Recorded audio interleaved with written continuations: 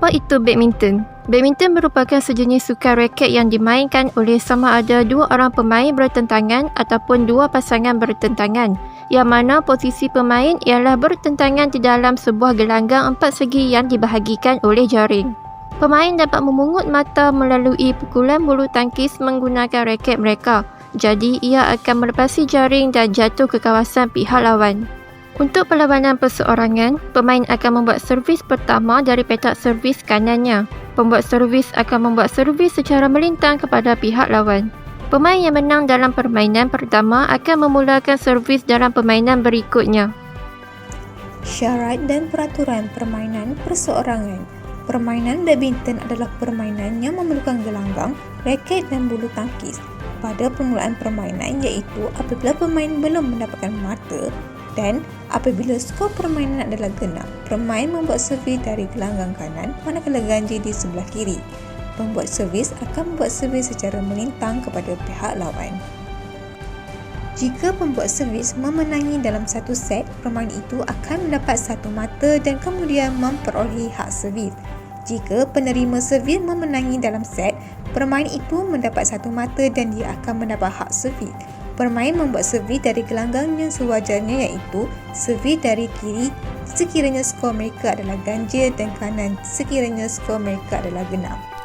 Terdapat 5 larangan semasa bermain. Yang pertama adalah pemain sengaja melambatkan permainan. Kedua, pemain merosakkan atau mengubah suai bulu tangkis untuk menukar kelajuan. Ketiga, pemain memijak garis semasa membuat servis, menyentuh jaring atau pemain menyentuh papan iklan. Keempat, pemain berlaku kasar. Dan kelima, pemain meninggalkan gelanggang tanpa kebenaran pengadil. Cara bermain badminton. Yang pertama, servis tinggi hadapan, servis rendah forehand, servis rendah backhand.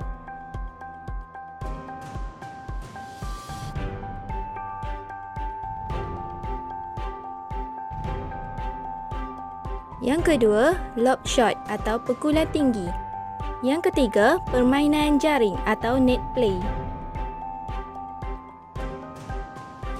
Yang keempat, pukulan drop atau drop shot.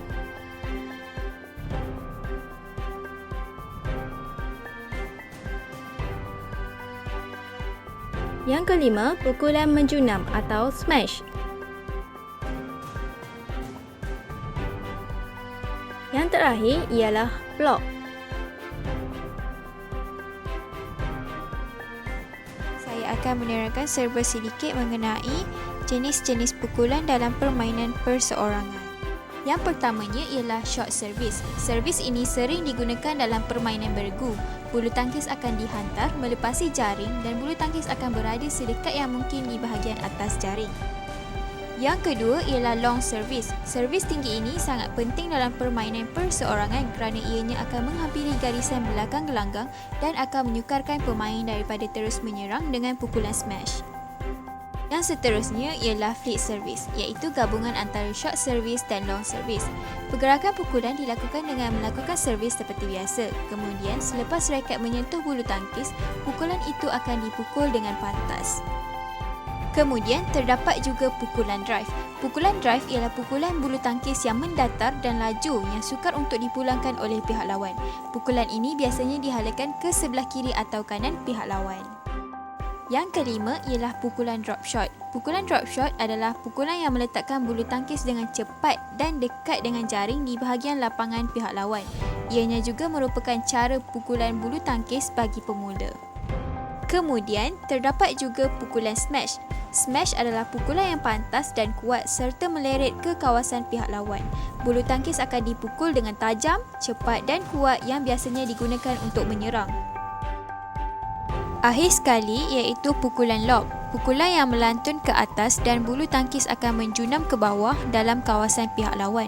Pukulan lob ini penting dalam pertahanan dan juga serangan. Seterusnya ialah teknik dan taktik dalam permainan perseorangan.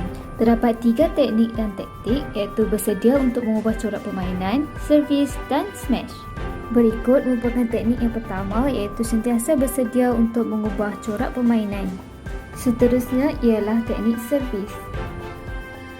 Terdapat dua teknik servis iaitu servis tinggi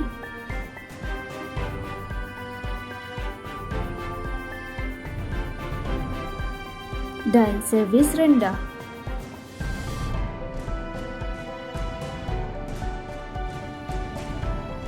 Teknik yang terakhir ialah smash.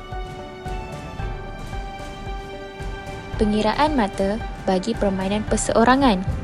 Sistem kiraan mata dalam permainan biasa ialah 21 mata rali. Mata akan diberikan kepada mana-mana pemain yang memenangi rali.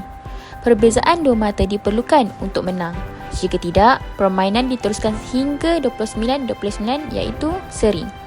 Pemain pertama yang mencapai mata 30 dikira sebagai pemenang. Dalam acara perseorangan, jika pemain mendapat mata genap, servis dilakukan di sebelah kanan gelanggang pemain dan sebaliknya.